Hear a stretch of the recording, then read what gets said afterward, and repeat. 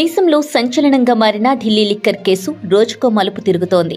ప్రస్తుతం తీహార్ జైల్లో judicial remand ఖైదీగా ఉన్న MLC Kalvakuntla Kavitha Rouse Avenue court special judge Kaveri భవేజాకు సంచలన లేఖ రాశారు.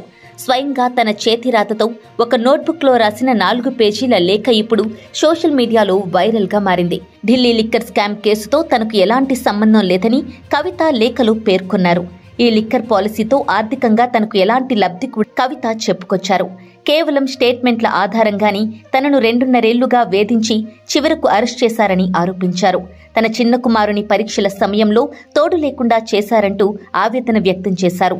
దేశమంతా 2.5 ఏళ్లుగా ఈ కేసు దర్యాప్తు చేస్తోందని, చివరకు ఈ కేసు విచారణ మీడియాలో జరుగుతోందన్నారు. మహిళా పొలిటీషియన్గా ఈ మొత్తం దర్యాప్తులో తాను ఓ బాధితురాలినన్నారు. తన వ్యక్తిగత రాజకీయ జీవితానికి ఇది ఓ మాయని మచ్చగా చెప్పుకొచ్చారు.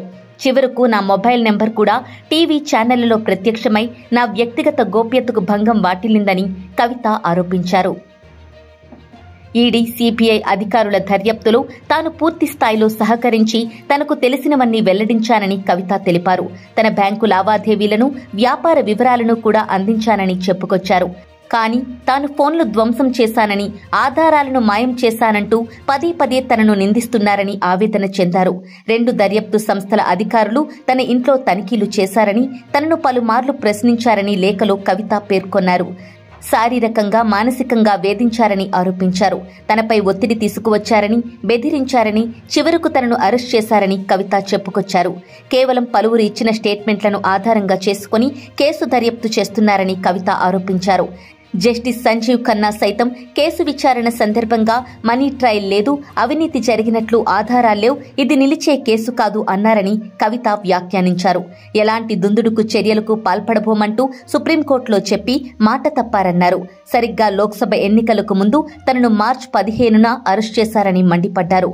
ఈ కేసులో తన పాత్ర ఉన్నట్లయితే బీఆర్ఎస్ పార్టీ అధికారంలో ఉన్నంతకాలం ఎందుకు అరెస్ట్ చేయలేదని, అసెంబ్లీ ఎన్నికల్లో అధికారం కోల్పోయిన తర్వాత అరెస్ట్ చేశారని ఆగ్రహం వ్యక్తం చేశారు. ఈడీ, సిబిఐ కేసుల్లో దాదాపు 95% దేశంలోని ప్రతిపక్ష పార్టీ నేతలపైనే ఉన్నాయని కవిత ఆరోపించారు.